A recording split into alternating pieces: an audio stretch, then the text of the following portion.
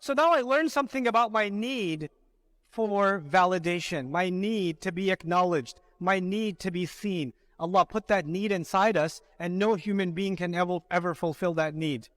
When you want somebody else's attention or somebody else's acknowledgement, you will always be disappointed. And then you realize if you're truly grateful, then you're looking for Allah's acknowledgement, and that's it. That's enough for you. And when that's enough, in Jannah, Allah says, here's the acknowledgement.